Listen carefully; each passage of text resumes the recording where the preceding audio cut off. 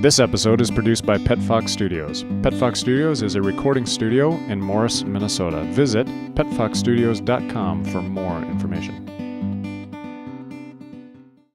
Welcome to the Roasted Christian Podcast. This is Bobby. I'm John. And we have Dan Tiernan. Woohoo! Woo! Here at the Roasted Christian, we like our ideas the way we like our coffee. Roasted.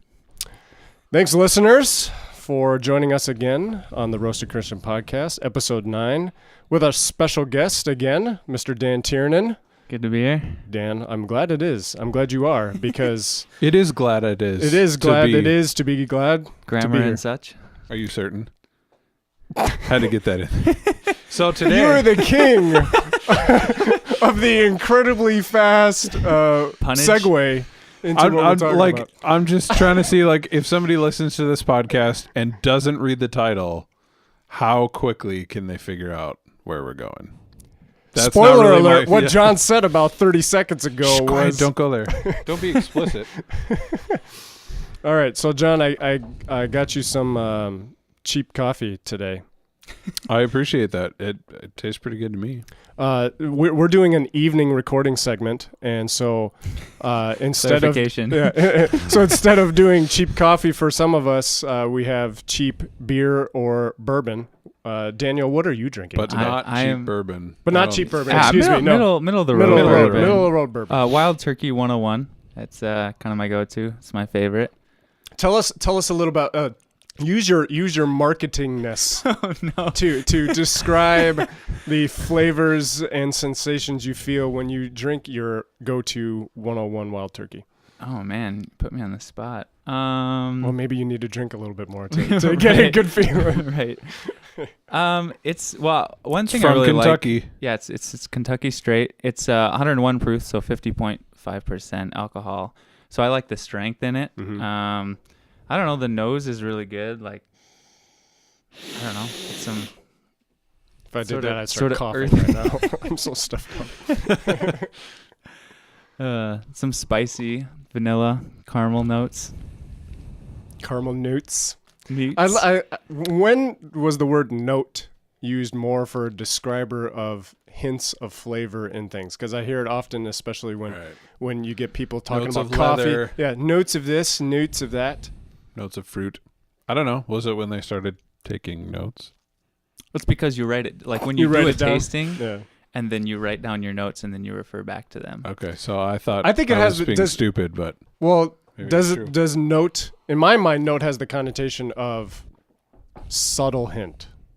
Oh, right. like I think it works both ways. But maybe more like a ghost people who are whiskey nerds have parties at their house, or they go to these huge conferences where they do the tastings, and then they all have journals and they literally write things down, and then you would compare your notes.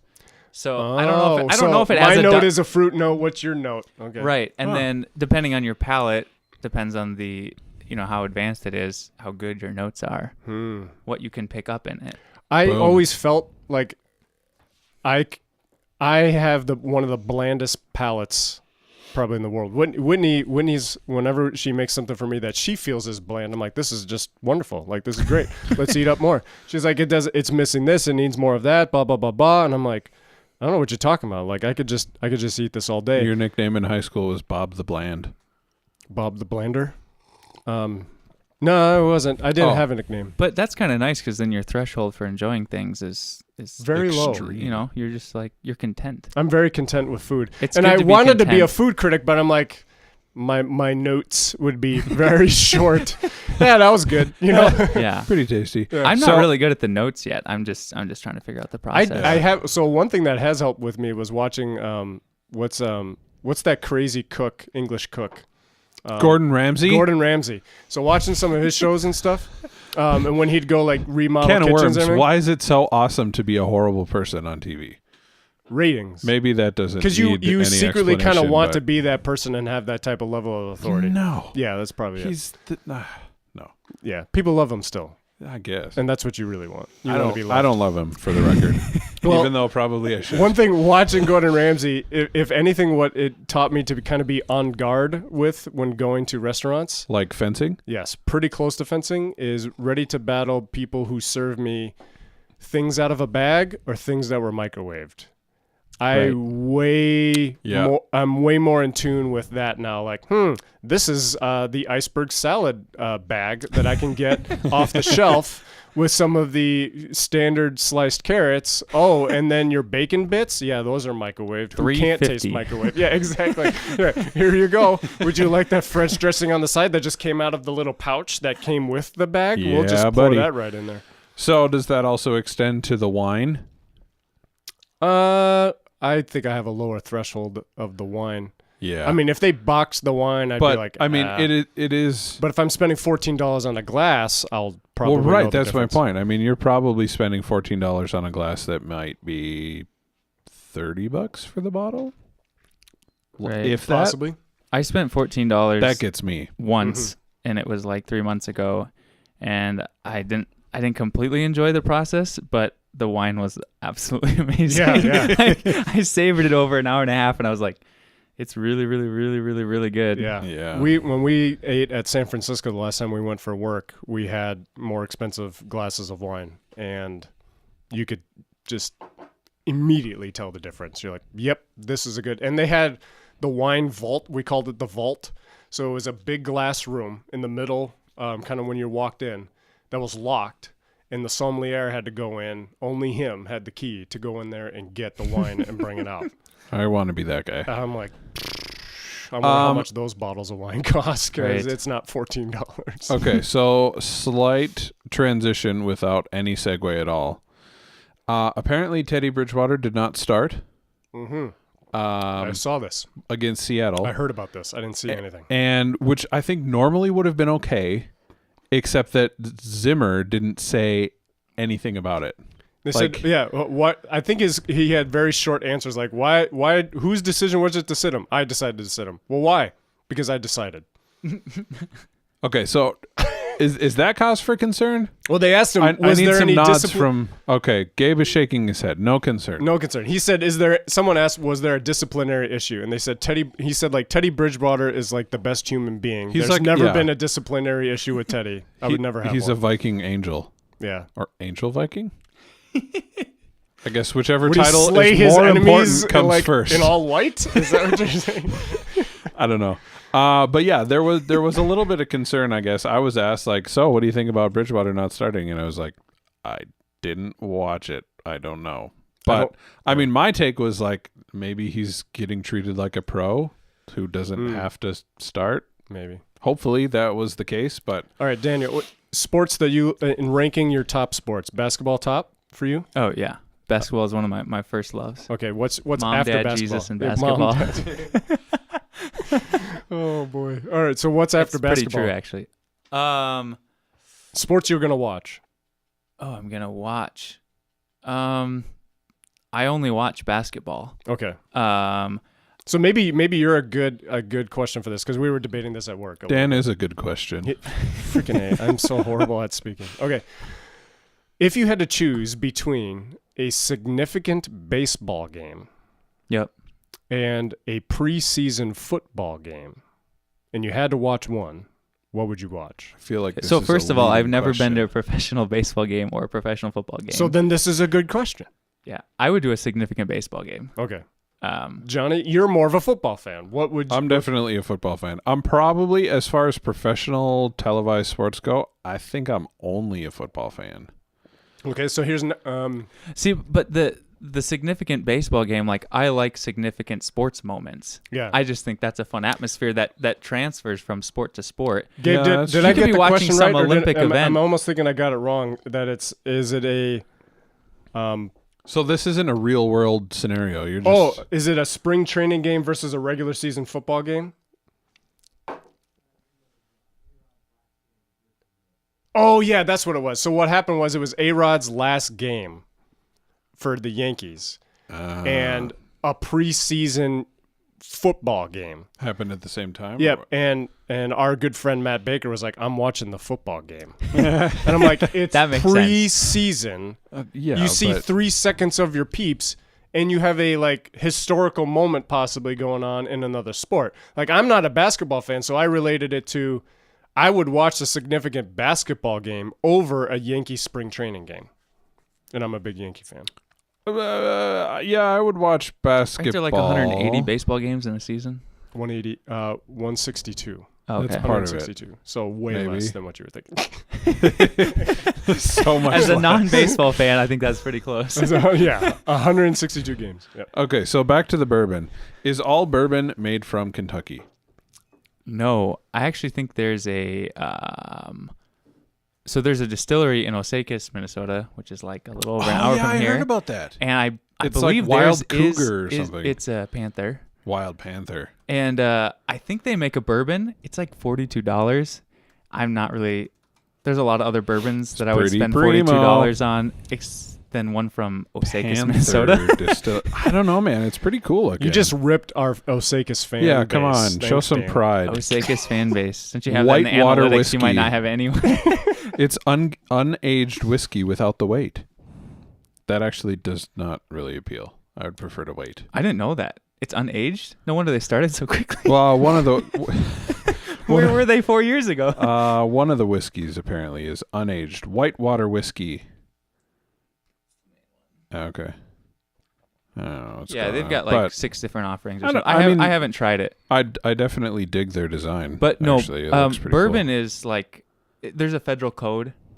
cool. Okay. So it's actually one of the first regulated, federally regulated food stuffs in America. And so that's like where the bottled and bond thing came. Like that was it. There's a Okay. bottled and bond act in like the Yeah. 1800s or something.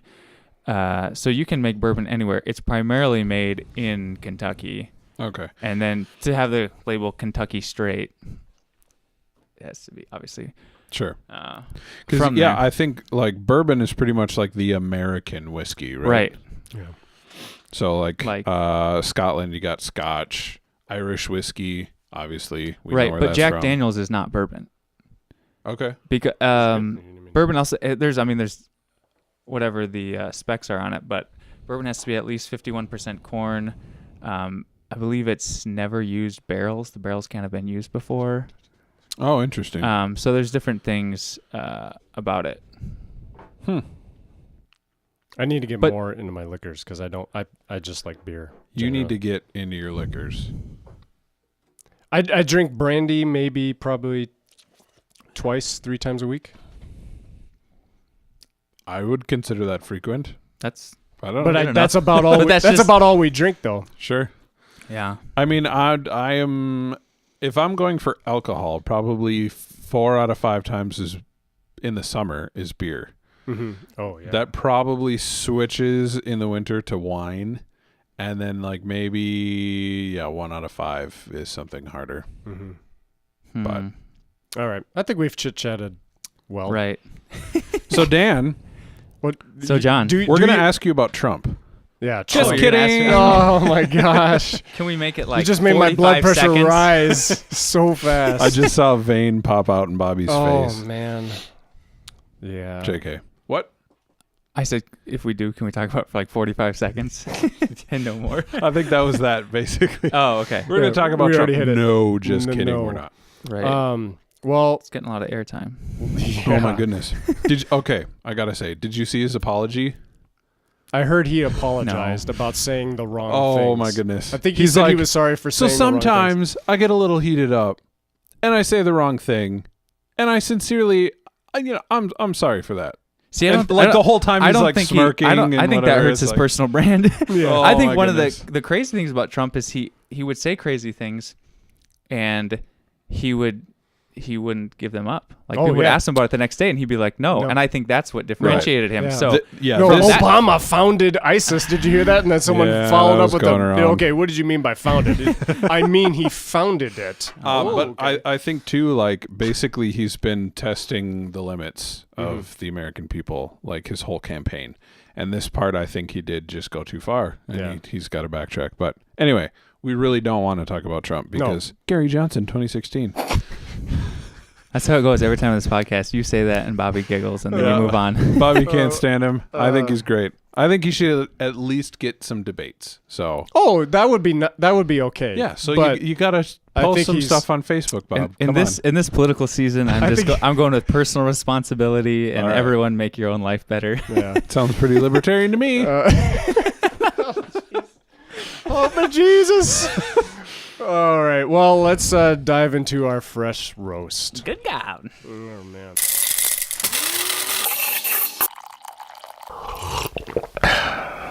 Okay, so Dano, we originally wanted to have you on for a different topic. You chickened out. Right. That's okay. We can talk about that. Full disclosure. No, I'm To be not saying real, you chickened out. I have no idea why that topic was even on the list, but Oh, we got to tell them, guys. Well, okay, so the topic was the talk. the father. Yeah. So I get a Facebook message in my inbox from Bobby, and it goes, "When you were a kid, did you get the talk? Did you get the talk? And if so, would you want to come on the podcast?" And so I replied. I actually feel bad. I didn't reply very much and very often. I felt like kind of douchey about that. No, but I was like, fine. I'll get back to you in a day. And then it was like 2 days. And but I guess I just decided that wasn't really a topic I wanted to open up, nor did I have a lot to say. That's fine. yeah. That's fine. That's okay. So instead, I think it was just. I think there was a part curiosity of an individual who did not get the talk directly from my Right. parents, but got it more from school. Oh, you Right. didn't. I did not get it from my okay. parents. Nope. And if they're listening right now and they're like, "We so did," because my mom does listen to this podcast regularly. Shout out to Mom. I apologize. That is scarred in the back parts of my brain. I have no recollection of that moment. It's been in covered time. over with layers of scar Yeah. tissue. Now I remember throughout the years having specific questions answered, but not like the sit down. You're 10 years old. Let's have the talk Right. kind of thing. Yep. Right. Yeah, for me it was the night before. You did it. Wow. The night before you did it. Yeah. I got the talk, and then I'm like, all right, man. Right before your wedding. Hey, John, I just want to make sure you know how to use that thing. I was like, oh. So that's what all those jokes meant for, like, 15 years. yeah. So the bees. Okay. We're gonna talk about. Dan asked these questions. Can we talk about this? So I'm gonna quote you here from Zilch. Which for it. I am Twitter. excited about this. Me too. So question number 1. There's a lot of definitions of what it means to be a Christian or a, quote, true believer. Is there a historical or definitive answer? Question 2. What is faith? Does it mean... You like how I'm reading. You're laughing at how I'm reading. I this. just feel like these are my thoughts, and they sound so epic. Well, I'm glad, Daniel, I could read them in an epic way to make you feel a little more... Yeah. That's what you feel. Okay. Okay. I'll even go a little bit deeper. Are you ready? What is faith? Does it mean that I know for sure or just that I trust? Is it a heart thing or a knowledge thing? Both? Or is it a heart-head dichotomy? Not useful. This is Bob's tape for what am I doing? I'm doing like a sound audition. Oh, okay. I'm auditioning. He made me sound like a 16-year-old kid with like a trouble in his faith or something. Then I will try to do it in a different way. What image are you going for? Okay. Also, he maybe like to roast what is God's plan for my life. So Yeah. let's start with number 1. There's a lot of definitions what it means to be a Christian or a true believer. Is there a historical or definitive answer? The answer is yes. Moving on. No. Okay. Where are you going after? Bob with says yes.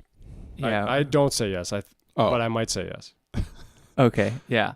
So kind of my my question is there's so many denominations within Protestantism, and probably even so many different expressions of the Catholic faith, of people who believe in God who maybe wouldn't call themselves a Christian, people who believe in the universe, who maybe believe a lot of the universe in quotations. I believe in the universe. As right. I believe it but is that there. wouldn't use Christian language, but would believe very similar and stuff. And so, is there a point where we can honestly say, if you believe this, you're a Christian? Because obviously, like, not everyone's a Christian. I think honestly, it's a really hard question. Right. And so I think the thing for me is that in my faith and in my journey, and in my current beliefs, I've become a lot more, I guess, inclusive to just other ideas or not writing off people. I think, and I was raised as a kid, it was like, oh, you're not a Christian, or you're not the type of Christian that I am. Yeah. You must be going to hell, and I must convert you, which didn't really help me in life. So just like, in the past few years, I've become a lot more, I guess, inclusive in my beliefs, and then at the same time have shed maybe certain beliefs that I used to hold that would concur with the Christian faith. So I'm wondering, like, is it the creeds? Is it like, here's the Nicene Creed? Is it the Trinity? Is it Jesus is the Son of God? Is it Jesus is God?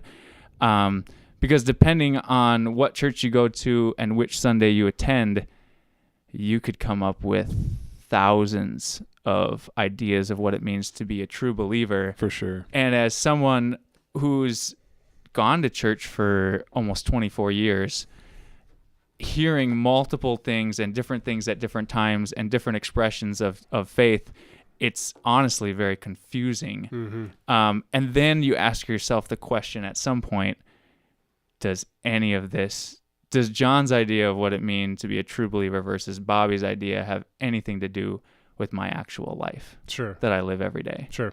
Or so do you think there is a line? So like to kind of, I mean, there's at least let's say, for sake of argument, there is just one thing that is a differentiator between being a Christian and not a Christian. Do you actually believe there is something that is like, yep, that's a Christian, that's not a Christian? Well, I think it depends on like how you're talking about Christian. Like, like, do I believe everyone's made in the image of God? Yes. And I think I was taught that within my faith of everyone's made in the image of God, but not everyone's a Christian. And even some of those people who go to church aren't true believers. Sure. Yeah. So differentiating that and figuring out who you should witness to, which I was an earnest young person. We could just say everybody, I think. I mean, not like in the evangelistic knock on doors, but like in the love sense of witness. Right. I think we could pretty much include everybody. Right. But in an evangelical context where converting people is a thing. Yeah. Seeing people as not a Christian and then now a Christian is a thing. So, I mean, no, I don't think there's any question that some people are Christian, some people aren't. Like, even there's a socioeconomical, there's some people confess Jesus and some people don't. Some people have nothing they want to do with Christianity. Some people spend their whole lives doing that. So what... I think it's safe to like try to build some building blocks, right, to see what we can kind of come up with. Well, I mean, I have like an article here that talks a little bit about historical. Sure. To answer into the history aspect of your question of like historically, what are the essentials of the faith? Essential things to be believed in order for you to be a saved individual. Right. Do you think that digging into the history makes it clearer or more complex? Because I read this book. It makes some things more clear. It makes some things more complex. Because you can read books like, I read a book 6 months ago about, heresy in the 14th, 15th, and 16th centuries within and outside of the church. And it doesn't make any sense. They're arguing like, can I make money? Can I not make money? I mean, religion goes down to the minutia of things that do not seem to be at the core, or, These...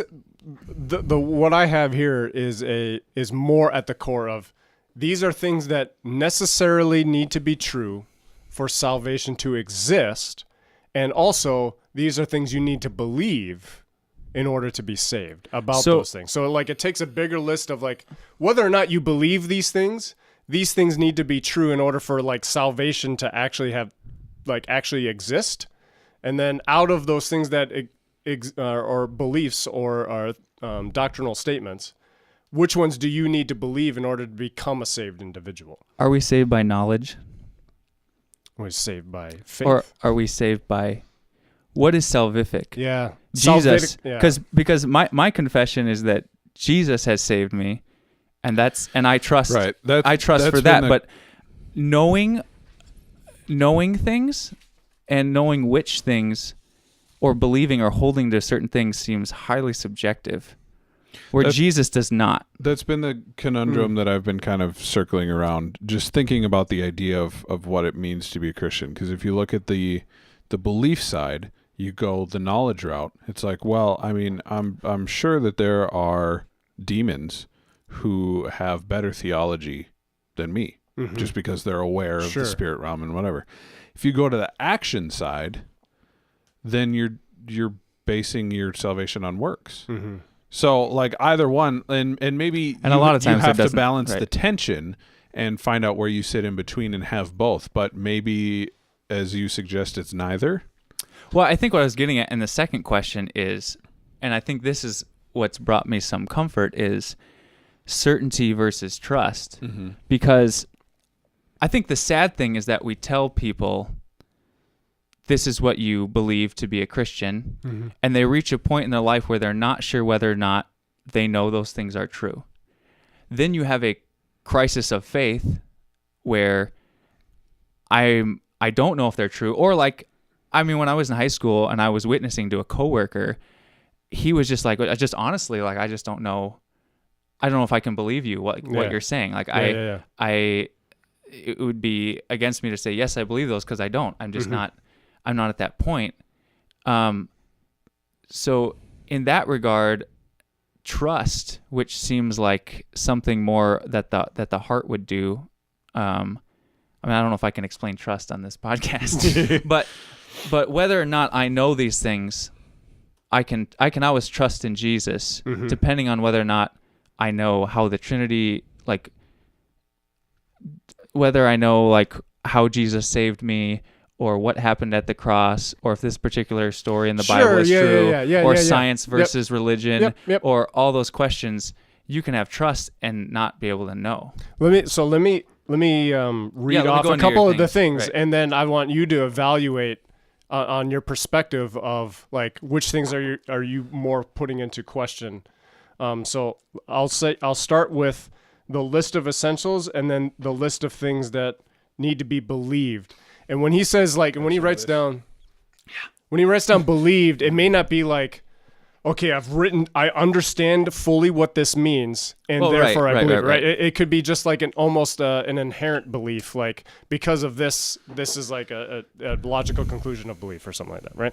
So list of essentials that emerge from early creeds and doctrines. This is from Norman Geisler. For Christianity, or for salvation to be true, or to be... These things are for salvation to exist. If any of these elements did not exist, salvation could be put into question. From sin? Yeah. So, I mean, you got to have something you're saved from. Yeah, I would say saved from the wrath of God. The wrath of God, okay. Which might be another can of worms. Maybe another can of worms. But trying to succinctly put it, but I would say... No, just go for it. Yeah, no, I wasn't about to argue that. Yeah. Okay.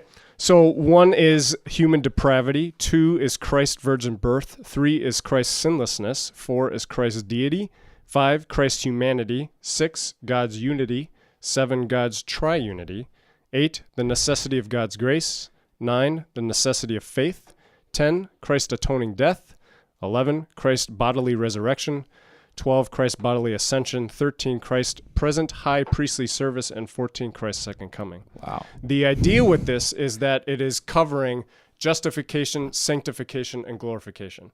What are the elements that are necessary for justification?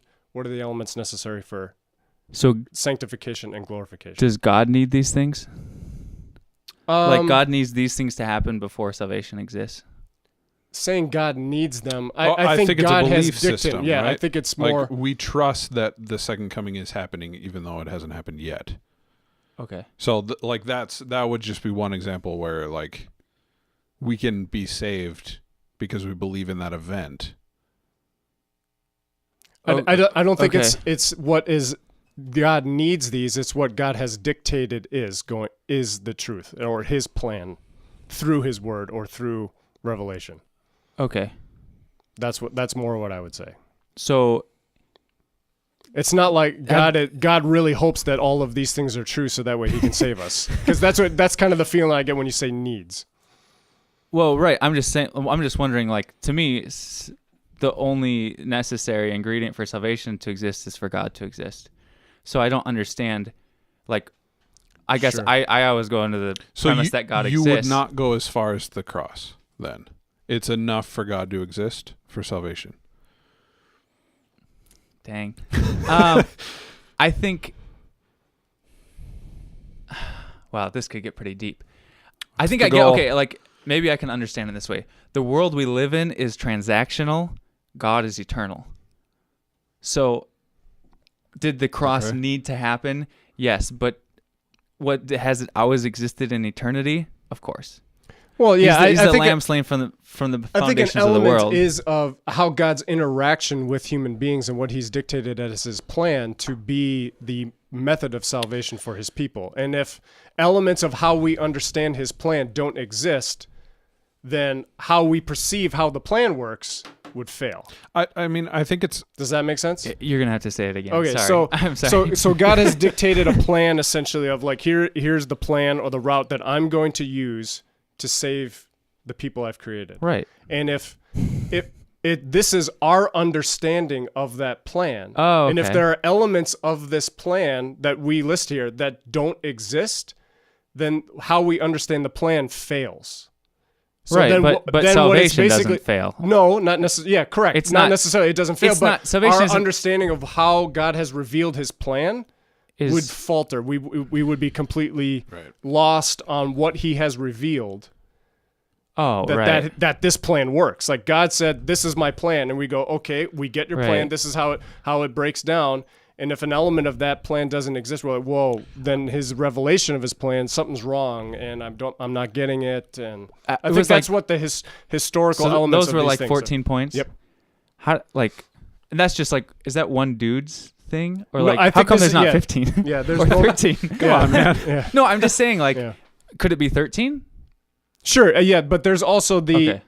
it's not necessary, but however, to believe all of these that are to be saved, there's a minimum out of those 14 and what someone would need to believe in order to be saved. These are what I listed before was elements of the salvation plan that are necessary inherently for it to work. Okay. Does that make sense? I actually don't think I understand it, but okay, so I'll try again. I think I don't understand like on a deep level. Okay. So there are things there are things outlined in God's plan. Right. Like in order for the plan to work, here are the 14 things. How do we know God thinks like that? Hold on. Let me fully explain it so then you can evaluate it. There are 14 things in my plan that need to exist in order for this plan to work. Okay. You don't need to necessarily believe necessarily that Christ was born of a virgin in order to be saved. Right. But in order for him to have been sinless, he needed to have been born of a virgin. That's an element of the plan. Okay. You know what I mean? So I think you don't need to know fully what human depravity is. But it's an element of that we need a savior to be saved. Human is an element of the plan. Okay. And so if it wasn't an element of the plan, it would break down. The plan would break down. The plan would That's what God. Well, Okay. I think to an extent it's a little bit moot to talk about like alternatives to the plan. You know what I mean? Like, of course, God could come up with any kind of solution at all for salvation.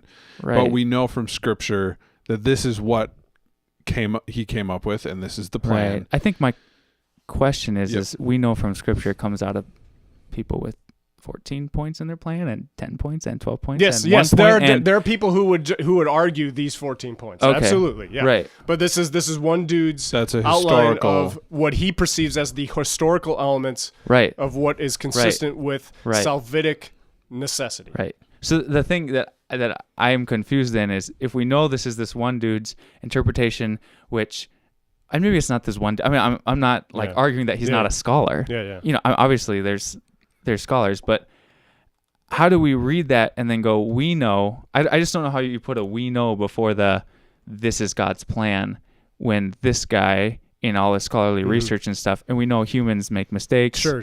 And nothing wrong with making mistakes, but it's an interesting process of being a human. Going back to your very beginning when you talked about we have so many different denominations and so many different things, the freedom that you have is to evaluate this and for yourself. I think one thing would be a mistake would be to exclude this from your thought. You know, exclude the works of people throughout history Right. You know what I mean? Like I'm gonna just from scratch come up with my own plan. I think that would be a mistake just in wisdom.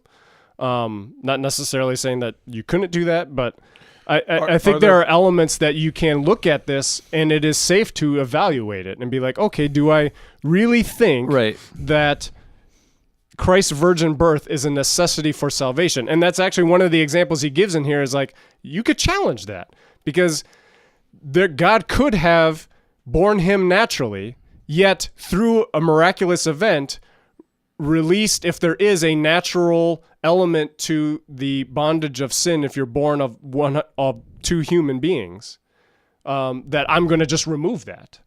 Like you could be born from a man or a woman, and when you come out, I'm removing your sinful nature. Like that could have been his method instead of virgin birth. So that's where he's like, you could challenge. That's a challengeable point of, is this exactly necessary? It's like, well, God could have chosen to do it another way.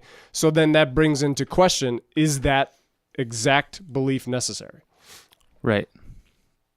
Does that make sense? Are there any points from Bob's list that you don't necessarily think are integral for salvation?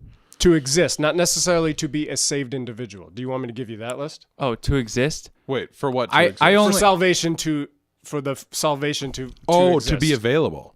Well, to like be an actual plan that works.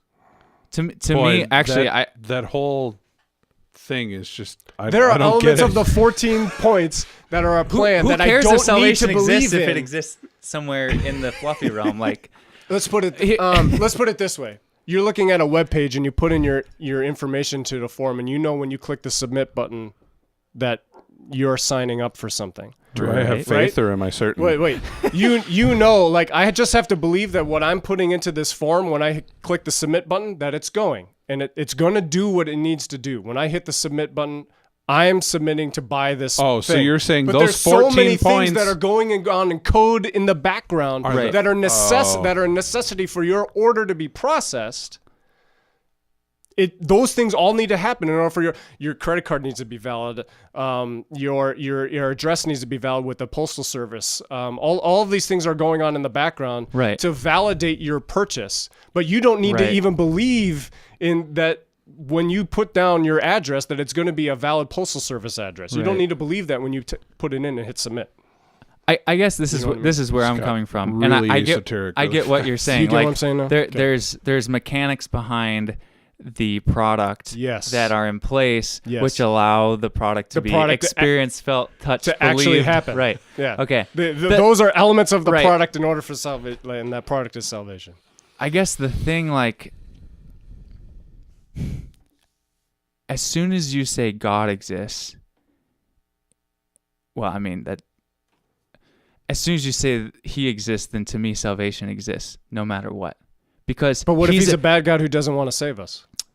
But he's a saving God. Well, how do you know that? But we don't. That's why I'm saying there's more to just God existing. Right, but you got to go or something behind all the mechanics to the nature, and the nature of God before He saves. We're not saved because. But how do you know about His nature? Well, we experience it because of the mechanics, because of what Jesus did. Mm-hmm. But why did He do that? That happens all before being born of a virgin. Sure, yeah. The only reason He's born of a virgin and dies on a cross and forgives our sins is because He is love, is because He is a saving God. I'm not just saved by the work of Christ, but the person of Christ. Sure. So there's a man named Jesus who is God, and He saved me. Yeah. And the details, I don't know, stories are cool, and I don't think there's anything necessary. There's nothing within God that He has to work out Himself. There's no plan that He's beholden to. If you're God, there's nothing that needs to happen. Like people didn't need to happen. That's one reason why we believe He's God, is because everything was fine. Yeah. If He needed us, He's not God. Yeah. If He was some like wimpy, insecure God who was like, I'm going to create these humans so they can worship me, but then who cares about worshiping Him?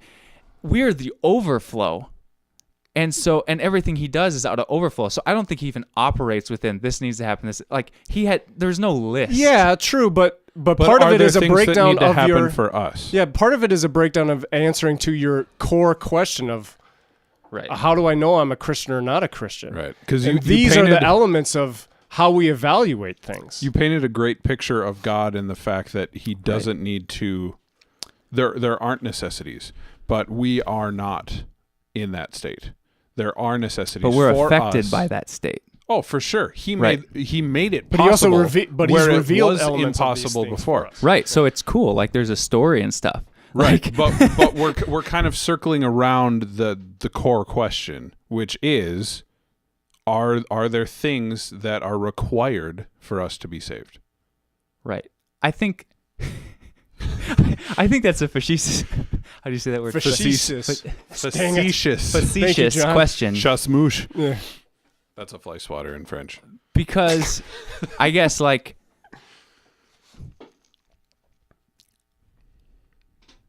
I would agree with you. The primary element is God needs to exist. God, the fact that God exists, salvation. Right. I agree with that. However, there's nothing wrong with that. I think they're not necessarily necessities, but what has been revealed as what God has chosen as his plan to work out. And it's an understanding of that plan of what he's chosen to work out of his nature, out of his goodness, out of who his character is, that we're just trying to understand to work, to serve, to love, because an understanding of his plan and his revelation, I get more of his character and I'm transformed more to do all those things.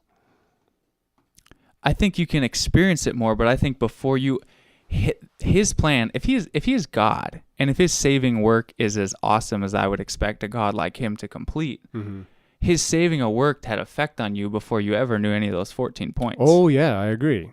I'm not disagreeing with that. Right.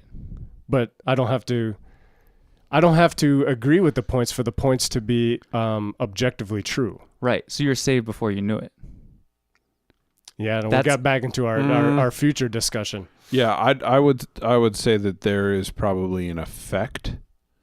I don't know Laden that we are within entirely saved before we know it. So his work was insufficient to entirely save you before you understood X, Y, and Z. Well, there has to be cooperation between me and God, right? Because if I have the choice to resist, so I cannot be saved. I don't think you're that strong, though. So if one of your kids is there are people who resist all the time. Okay, let's just give this example. Sure. I mean, assuming that God is God and a real God, like he can do whatever he wants, and we're humans, which we can do a lot, but like we die and we're kind of weak and a lot of our plans fail. I don't think it'd be unreasonable to say, look at us and go, we're like a kid, we're like a baby sitting in the street, and God's like a father who comes and grabs us and saves us. There's no cooperation. You know, like the parable of the lost sheep, it doesn't even say the lost sheep wanted to be saved. It did anything. All the lost sheep did was run away. It didn't repent. It didn't agree. The shepherd. But that's just one came element and of the up. picture. I think isolating that It's not against a the image. full revelation of Scripture would be doing even that picture its injustice. Okay, so based on that example and your metaphor of the kid in the street, are you saying that we have no choice whether we are saved? Oh, it's already happened. So we're all already saved. Right. Now, a lot of people don't know that, and a lot of people aren't Christians, and a lot of people, I would agree, haven't experienced the mechanics of it. They don't know the story. They don't know who Jesus is. They've never heard the good news. I mean, Paul said, how are they believe if no one goes and no one tells them? Sure. But I guess I don't think the Holy Spirit hopped inside of my heart one day when I figured out the right words or the right beliefs, or I finally had an experience with a God who was I don't know, hiding before that, or like it's very confusing. So okay, well, I think you're crossing a threshold in your belief of. I think you almost have like Reformed theology up to a point, and then do a big jump over some other things that aren't Reformed. Right, So like Reformed theologian would say, like, Reformed without the depravity. Yep, you're Reformed theology. You have Reformed theology of God has basically chosen salvation for His people before the beginning of time, Right. and then the big jump is, and that's everyone. Right. I got kind of tired of being douchey and saying like some people were going to hell. And I'm not sure. I mean, does God say that Himself? I mean, in seems Scripture? like it. Right. It seems like it. And I guess I think one. So is that okay, just is that here's the thing an I'm honest questioning. struggle for you, like Right. reading explicit Right. verses of what things Jesus Yeah. said or Paul said about heaven and hell, about salvation, not salvation, Christian, not Christian, and what God is ultimately going to do? That's an honest struggle. Oh for yeah. you. So like part of the interesting part of my questions is I am losing my belief in hell. Just like honestly, just as a person, as a human being, I think in the process of just not believing in it, not saying for sure it doesn't exist. I guess I wouldn't go that far. Like it's not, I'm not saying it's not in the Bible. It's obviously in the Bible. But part of what I'm wondering is like, am I a Christian if I don't believe in hell? Sure. If I don't believe So that that's the God, core of what Dan wanted to ask when he got so here. yeah, All just right, like there full we go. transparency. Yeah. I'm wondering how do I understand my own faith if I trust in Jesus? There's a lot of things in the Bible I really don't know about. That's why you asked, what am I being darkness? saved from? What are we saved from?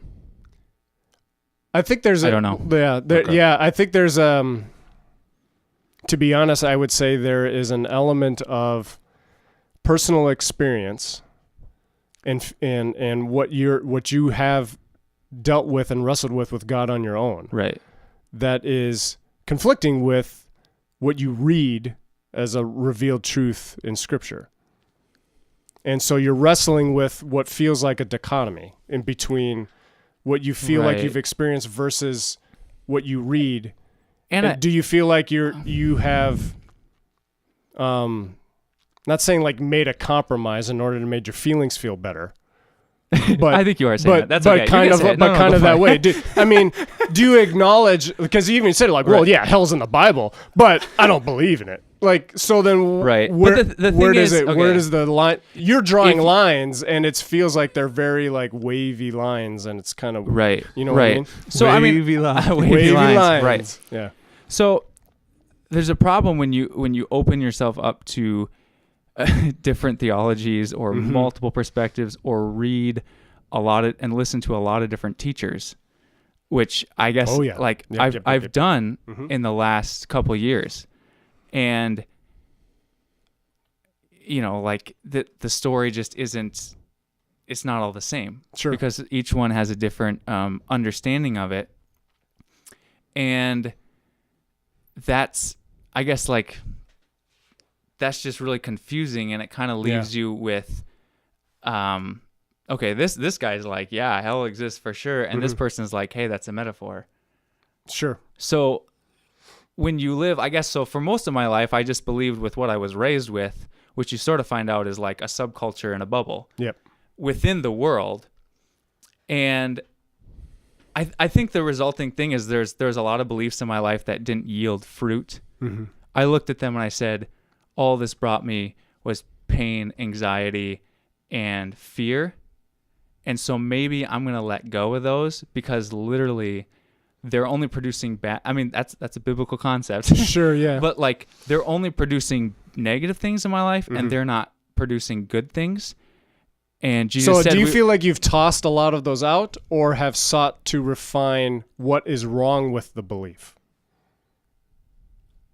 sought to define what is refine what is wrong with it. So like, let's say for an example, you were growing up like, you need to pray a prayer, you need to do XYZ steps in order to become a Christian, right? I prayed a prayer, it was great. Yeah, but right? So but let's say for example, it was a great experience. you are told that is 100% necessary in order for you to be a saved individual. Right. Okay.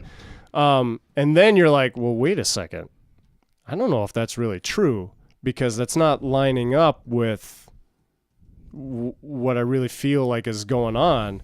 Therefore, I'm going to throw it out and just start like nebulously searching around, instead of being like, what are there specific elements about the heart of what is being said there, to like, maybe like the steps are what's wrong, the procedure is wrong, but there's a heart of what's going on in there that still could be right. Right. So what I think you're describing is as if it was like one day, like where I was like, oh, this is frustrating, I'm going to leave it behind. And I think, yeah, okay, sure. So I'm trying to simplify. Right. Yeah, I can no, see. I'm it's a not long saying you time, weren't doing that. Yeah. I'm just saying there's a process of struggling within your faith, hearing seemingly conflicting ideas that you told aren't conflicting. Mm-hmm. So you got this idea A, idea B, and you're told these are seamless because truth exists. It's pure. It's awesome. You can figure it out. So you're going after it, and there's all these. Like this, it's just life. There's contradictions. There's contradictions in everything you read, everything you hear, everything you experience. Life is filled with those. But you're told, you're experiencing contradiction, but you're told it's not contradiction. That is very confusing. So even though it's confusing, could it still be true? It could still be true. Okay. It could still be true. I'm just saying, like, I've been a Christian since I was 3. So. Like, I don't know, that might sound funny. Like, how could you make a decision around that time or whatever? But I was born in a Christian family. The only people who listen to this podcast are the people who believe that, so that's okay. Right. Well, I mean, but weren't you actually a Christian before you were born? I guess not a Christian. But I was you were saved? Yeah. Oh boy. Okay, so we maybe need to define some terms without getting. Can I keep going? I want you to keep going. So I'm just saying, these are things you wrestle with. I used to read the Bible and hope I didn't get convicted because of the anxiety it would bring me. I used to try to get through 3 chapters. I used to read different things. They didn't make sense, and I had to tell myself they were real. Sure. So there's a lot of internal... Angst. What's that term when you've got cognitive dissonance? When you believe... You believe 2 different things, and they don't line up, and you have to live with that tension inside of you. And so I did that for a long time, and then my faith, in some ways I experienced a lot of truth through that. I've experienced what I felt like God was showing me a lot of things throughout my life, a lot of really good experiences, a lot of things like, man, the Lord's doing things in my life. And at the same time, I experienced a lot of confusion. And I think I've come to a point in my life where, well, for a while, I think that's addicting because you think you can know the truth for sure. That's what I'm kind of talking about, certainty. Mm-hmm. I'm learning about the truth. I can know the truth. I can prove the truth. I can prove it, and I can figure it out from this ancient book. And I can take my verse and prove my idea right, the whole proof texting thing. And I think I came to a point in life where I was just a little bit more honest with myself about what I didn't understand and trying to figure out, I guess, what I actually believe versus what beliefs exist. The creeds, the 14 points of Christianity that exist outside of me that I was trying to make work within me. So here's an element of question for you. You have, through your history of reading the Bible, you get 2 points, let's say, or 2 ideas when you read that seem contradictory. And so you have this internal tension of what is true or what's not as true.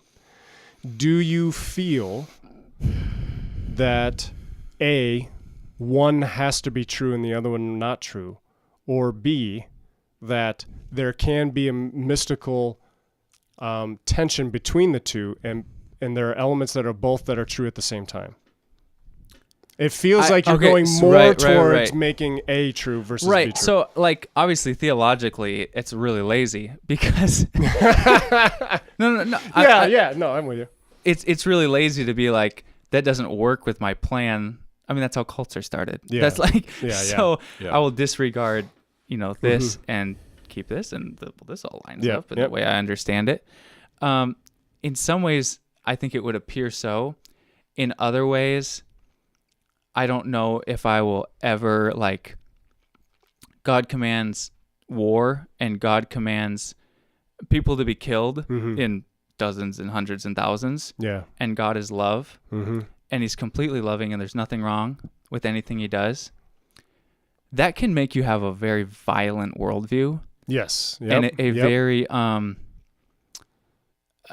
disturbed internal emotional spirit life being. And so I think I guess that's one I'm not willing to live with. I'm willing to live with, okay, this is confusing, or those don't seem to jive. But I think what happened to me is I was trying to make sense of that for so long. Yeah. I actually think what I realized is I wasn't trying to make sense of that for so long, and it wasn't a part of my faith that I was honest about. I always had, whatever it be, hell or Old Testament violence, I always had to shove that down and go, I'm not going to think about it. Sure. Or I'm going to explain it away with easy points that don't explain it away, which is not actually being honest in my faith. Sure. An honest faith would actually look those things straight in the face and go, do I believe that or not? How does that affect could my honest life? faith also say, I don't know how it works, but I believe I have faith that it does work? There's an element of something I don't understand, and I am going to try to fulfill what God has called me to do. So I've had that similar struggle with Old Testament violence and the Beatitudes. Like hell. Yep. Yeah. Oh, maybe you didn't have it with hell. Right. I'm talking about me now. Okay. America. But just because okay, so like for me, the tension does not lead me to repress or shove down some of the ideas expressed in the Old Testament. I've basically just come, and one of the questions I wanted to ask you earlier, or just points I wanted to bring up, is the idea of kind of a black and white person versus gray. And certain people are able to hold things in tension. Right. And certain people have to have an answer or they can't function. Right. And I don't know where you fit on that spectrum, but I'm very gray. So I can look at, for example, the Beatitudes where it says, don't resist the evildoer, turn the other cheek, love your enemies, pray for those who persecute you, and say, okay, that's me. I'm a Christian pacifist. And look at the Old Testament and go, I don't understand. Right. But I'm not going to throw out or try to reinterpret parts of Scripture based on my own internal turmoil. I'm going to recognize that I just don't have the brain power, or my own internal process hasn't arrived to the point where I can hold those two. But I know what is in front of me for my own life and relationship, right, and go from there. Right. Does that make sense? It makes sense. I think it probably makes sense for your experience and your understanding. Sure. It's something that I guess doesn't make sense to me, but yeah. Are you more a black You're more and white black dude? and white dude? Yeah, and I Okay. think yeah. Mm-hmm. Yeah. But I also it's also very. I think in a lot of ways you're trained within Christianity to be black and white. That's a sin. That's not. And you're trained to. Sure. This is good. Like you're raised in an environment that lives in good. Yeah. Good evil. Yeah, but like you also, just like you said though, when you read the Bible, you get these dynamic tensions of hell and love. Well, that's what makes it so hard, I think. You get because, both at the same time, which is what's cosmically hard. Yeah, and we're constantly trying to determine what is righteous and what is evil. And that so seems like possibly a waste of time. Right. Well, exactly. But that's the way that we're faced with all of this stuff, and it's our own actions, and it's the actions in the Bible, and I actually think it's counterproductive to try to classify everything into right. I mean, I don't think that's God's intent, because He's creative and we're to be creative, which means you can't actually really expend much brain power on this. Otherwise, you'll be poor and won't have any future. All right. So one thing I want to say before we kind of maybe wrap up here is, Dan, what I appreciate about you is that you're public and or like doing this investigation kind of in community. That you're open enough to talk to other people about this, especially people in your own bubble and to challenge their own thinking. Right. And now with people you've never met before. Yeah, exactly. But what I like about it is it's not like I'm going to sit and hold. I'm going to put on a facade for everybody that in my current culture that I believe everything that you guys believe. Don't worry about it. While internally you're struggling. Right. And then one day it's like, caw, I don't believe anything, and you're like, like something goes crazy. Buddhism, baby. Yeah, we're going. What I like is that I think you're doing it in a healthy way, in a wise way, and that is talking to people. Like, do you struggle with this? Do you not struggle with this? Like, do you struggle with biblical? Like, another element of what you're talking about is like biblical inerrancy, and like, can we even trust what's being written down by individuals? Yeah, right. So there's so many wonderfully deep things.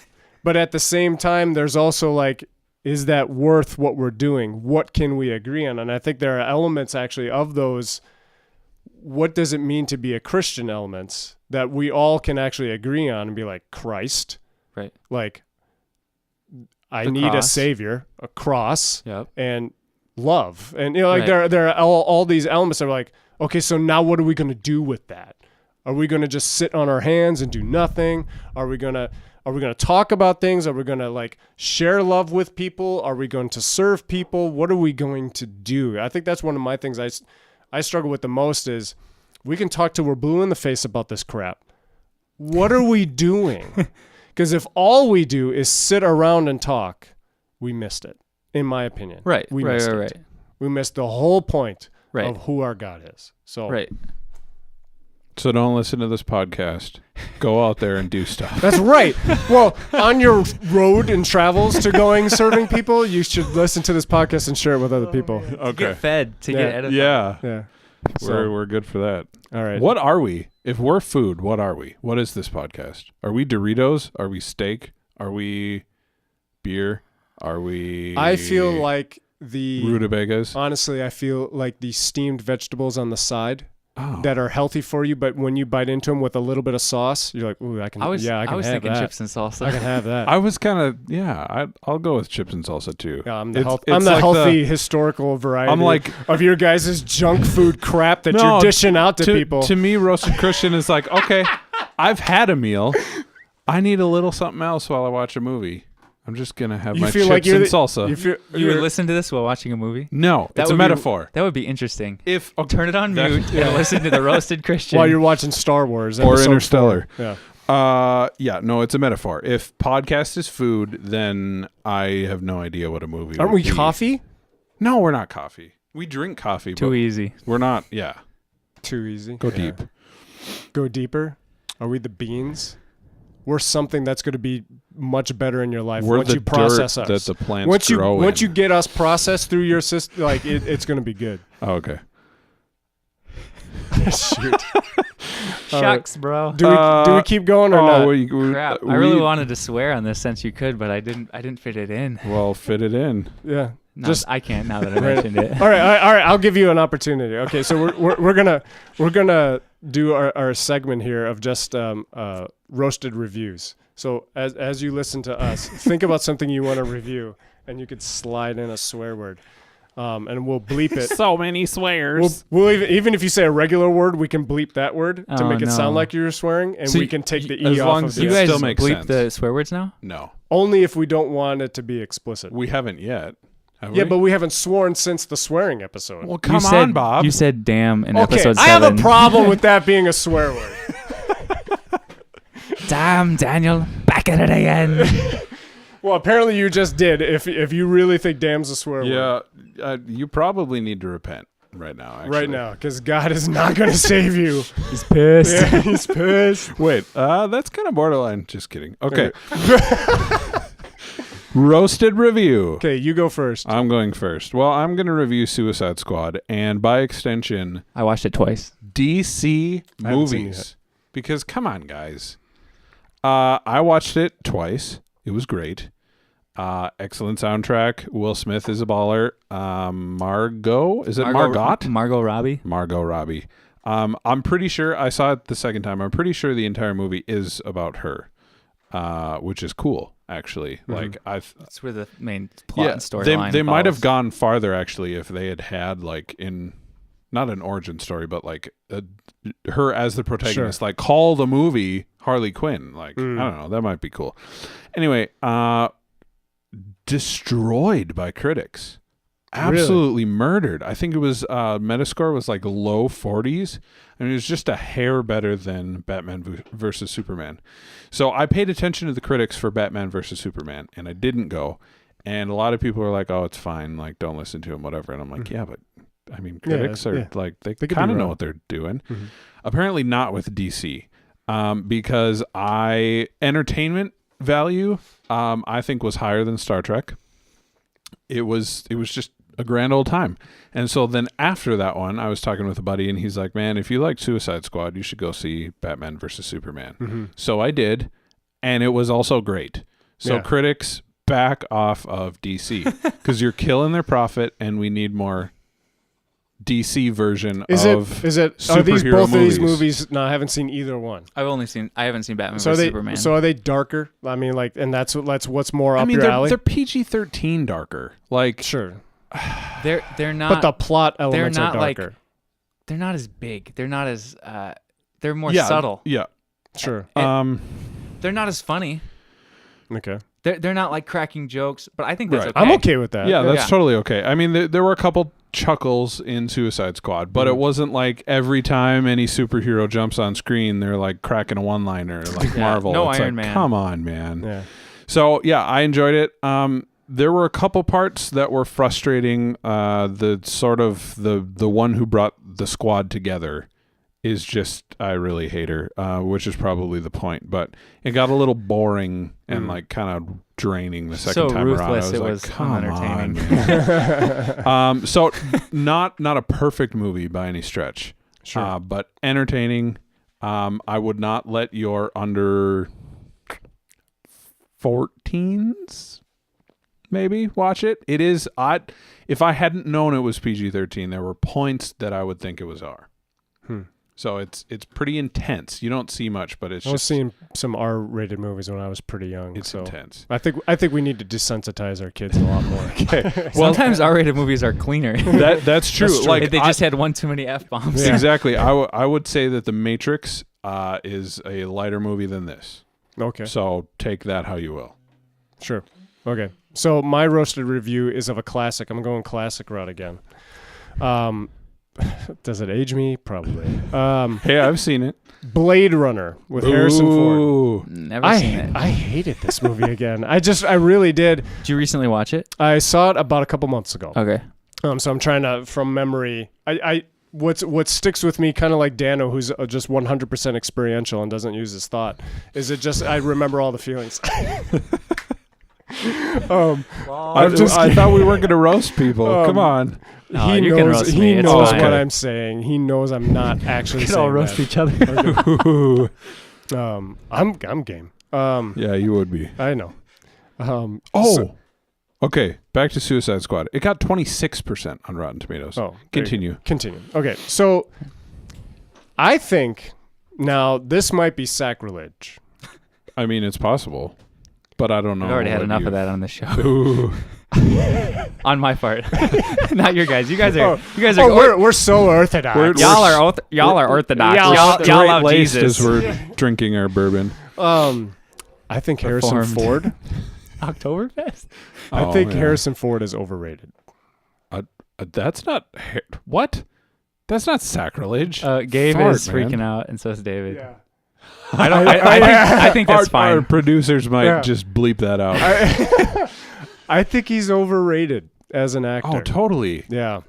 There are some works that were. I think he has a niche. Indiana Jones. Is it niche? I think it's niche. Yeah, it's either niche or niche. So you can pick. So I'll pick niche. Niche. Right.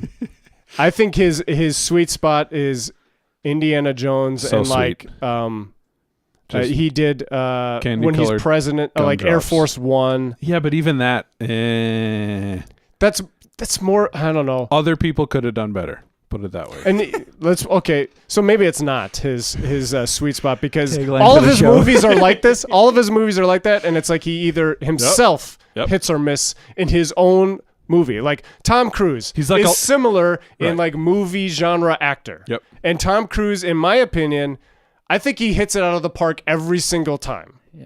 He's Tom Him Cruise. as an He nails actor it. in his role. Wow. I think he nails it. I don't know that I I'll think go Harrison that far. Ford blows it sometimes, and I think for this movie, Our producers he freaking are losing their blew it. minds. I think he blew it. All right, here's why. Well, I think he Part of- tried to do a Star Wars reprise, and Well, the movie is not I Star think- Wars. Yeah, I think this was before Star Wars. believe No. it or not. No, it was after Star Wars. Yeah. His narration elements of Was it this movie. between? Oh yeah. When there's a big part of like he's the down and out of luck detective who gets called back to try to kill some robots. Okay, Just standard procedure. and literally like his It was narration. between Star Wars. So his narration is so monotone. It's I was down and out, and then I went to the building and I found the robot lady and I asked her questions. Like, damn. Like any There it is. any 13-year-old who's like their first time at public speaking can do a better job at his narration acting skills than that. It ruined the whole movie for me. One, this movie should not have been created in the 70s. When was it created? 82. 82. It shouldn't have been created then either. So either a decade, it should not have been created in either of those decades. So it was It's definitely literally more the of a height movie of for sci-fi. now.